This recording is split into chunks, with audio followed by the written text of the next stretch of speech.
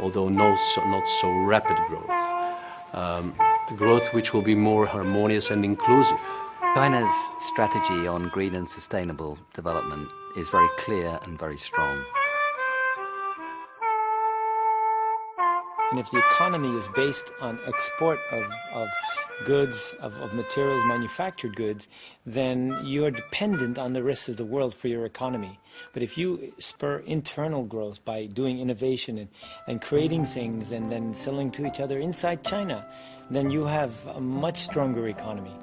Politics is always a conversation about the future. This is the essence of politics as a process, because people are always looking for a better future. And the job of the politicians is to provide paths, to provide solutions for a better future, better life for average citizens. And in this context, both areas, the European Union and China, are facing new challenges. As I shared today, part of these challenges are a result of your own successes in the past. The success of the very rapid economic growth was creating internal disbalances, overcapacities in some areas, internal divisions and frictions which have to be rebalanced. And I'm aware that nowadays China is looking for new priorities, more sustainable, although not so rapid growth. Growth which will be more harmonious and inclusive. China's strategy on green and sustainable development is very clear and very strong. It was clear in the 12th five-year plan. It's become still more strong and still more clear in the 13th five-year plan, and I think this is a very good step forward. So for China, as like most countries, the first thing is efficiency.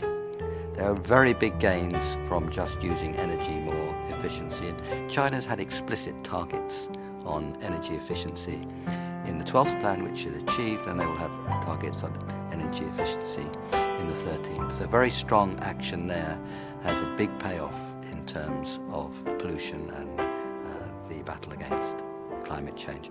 Well, I think we've seen tremendous change in the China market.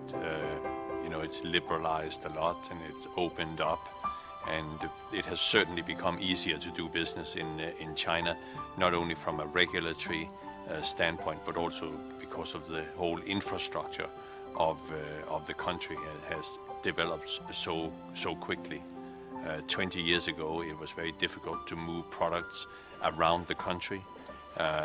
Logistics systems were not really developed, and regulations surrounding foreign investment were particularly cumbersome, but nowadays it's certainly a lot easier.